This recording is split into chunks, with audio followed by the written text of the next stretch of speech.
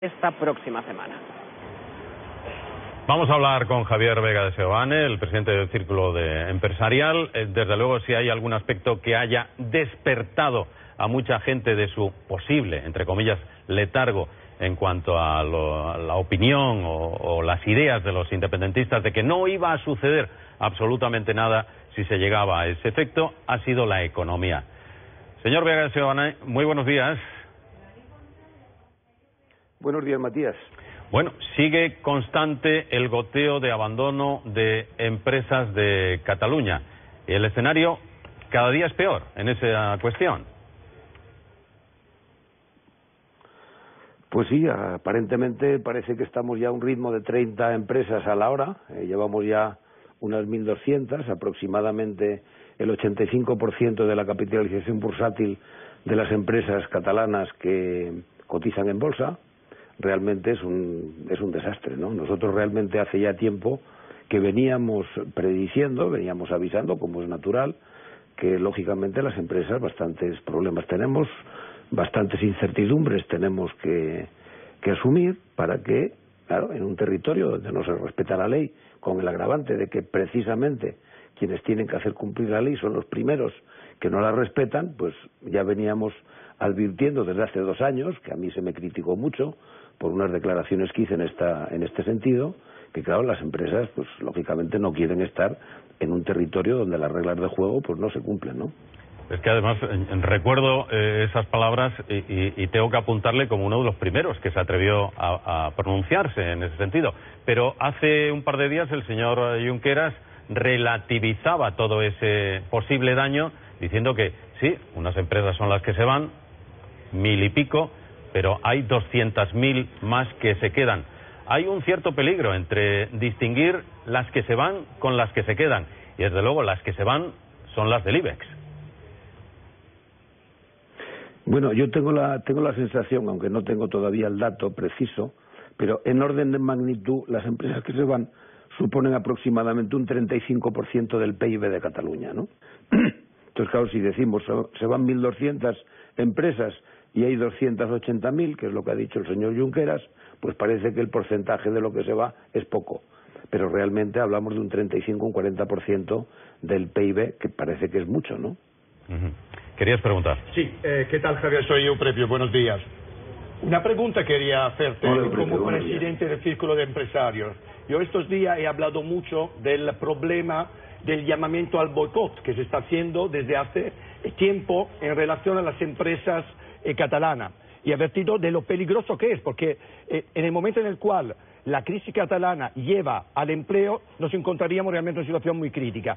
¿Qué estáis haciendo vosotros, y especialmente el Círculo de Empresarios, para convencer, para, de forma didáctica, ayudarnos todos a que realmente no haya una situación todavía más crítica en Cataluña que puede llevar a la crisis no solo de Cataluña, de toda España y de la Unión Europea? Bueno, yo creo que todos tenemos que tener mucho cuidado y discriminar cuando hablamos de Cataluña, ¿no? En Cataluña hay una minoría, bueno, hay unos políticos que desafortunadamente han conseguido gobernar, que están incumpliendo las leyes, pero bueno, Cataluña y los catalanes es una región y una gente de primera división. Tenemos unos empresarios estupendos y yo creo que la mayoría de los españoles hacemos esta discriminación. Creo que los sentimientos de afecto y admiración por Cataluña y los catalanes siguen absolutamente en toda España y, hombre, efectivamente, como aquí ya domina la rauxa por todos los sitios, no cabe duda que puede haber determinada gente que los productos catalanes pues trate de no comprarlos. Pero yo creo que esto es una minoría y esto es una cosa temporal, ¿eh? Lógicamente, esta situación, como decía el rey, la vamos a superar. Y lo que hace falta es ya ponerse en modo de ir recomponiendo afectos, tendiendo puentes y tratando de buscar ya una situación más normal. Y, lógicamente, la primera cosa que hay que hacer, que parece que ya el Consejo de Ministros está en ello, es restablecer el orden constitucional, porque en un país democrático como el nuestro, en Europa y en el siglo XXI, hombre, esta es una situación que es absolutamente inédita, ¿no? Yo creo que la gente de nuestra generación no estaba programada para tener en nuestra casa, en una democracia constitucional en Europa, una revolución, porque esto es una auténtica revolución, ¿no? ¿Cómo contempla, es que lo hemos visto en las imágenes en los cajeros, esa acción que pidieron ayer desde Òmnium Cultural y ANC de sacar dinero de los principales bancos en Cataluña? Bueno, esta gente yo creo que tiene una tendencia que yo me imagino que podría ser analizada por los psiquiatras, ¿no?, de autolesionarse. O sea, todos estos movimientos que están haciendo realmente son, ayer me parece que era Antón Costa el que decía que era como escupir al cielo, ¿no? Luego te cae lo que escupes, te cae encima de ti mismo.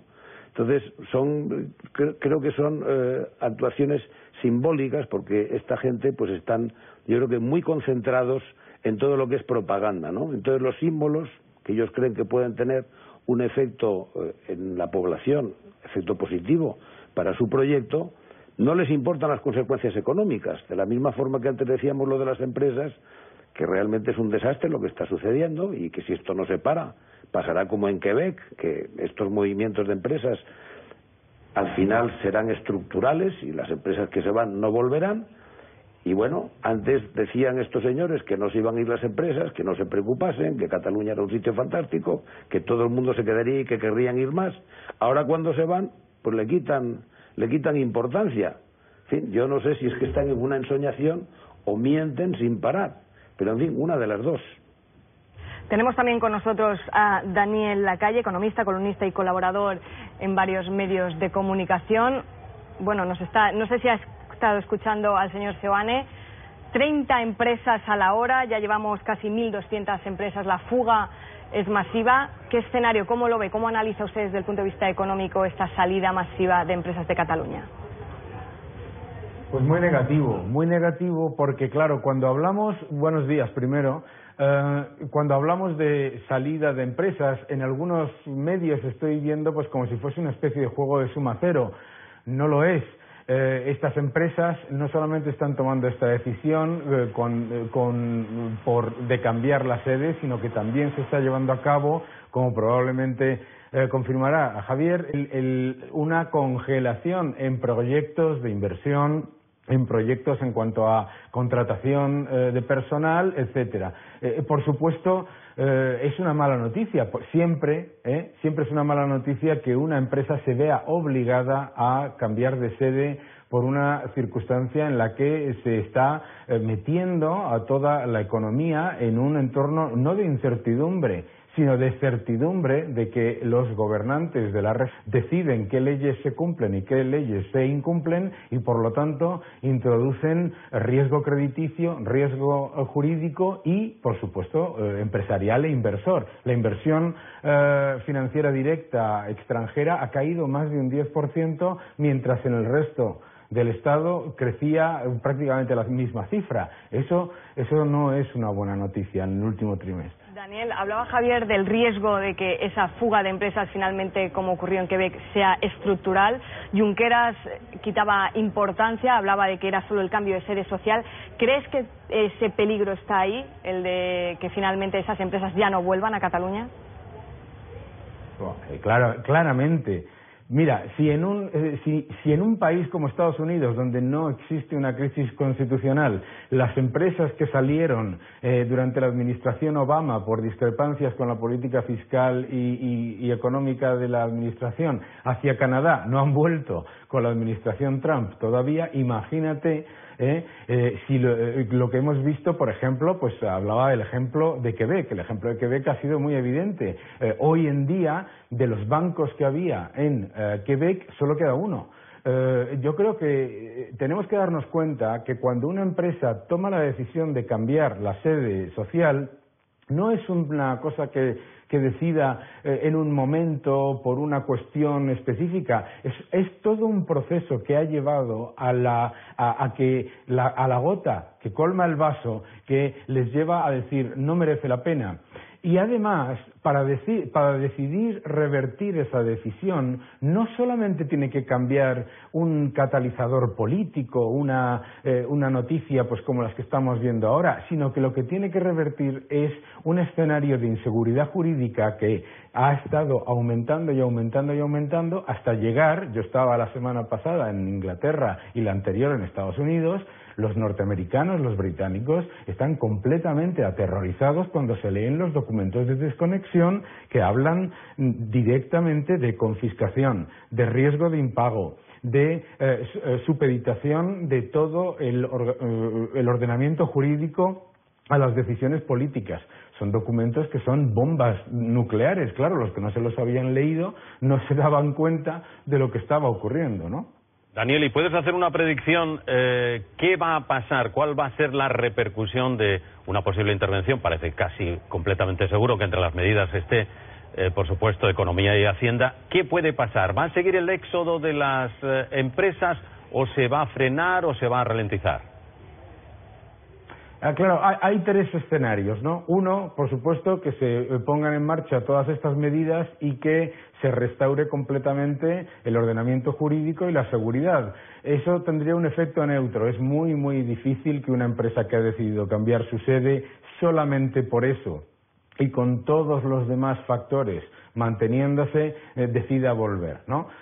Luego está el problema de algo que creo que estabais debatiendo en la mesa, que es si esto va a llevar a una declaración unilateral de independencia la semana que viene, si a lo mejor va a llevar a esta catalepsia, esta estrategia de hacer daño a la economía que vimos ayer, por ejemplo, por parte de Òmnium Cultural o por parte de algunos de los partidos que han estado llamando a controles de capitales, a cerrar carreteras, etcétera, etcétera.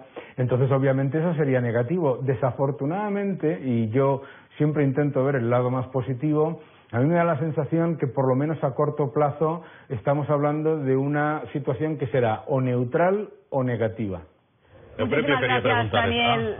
Nos vamos en directo, Daniel y Javier, por esa visión económica del asunto. No, acudimos en directo ahora al Senado, porque allí tenemos a Pedro Sanz, expresidente de La Rioja y senador, porque ahora todas las miradas, a partir de esa activación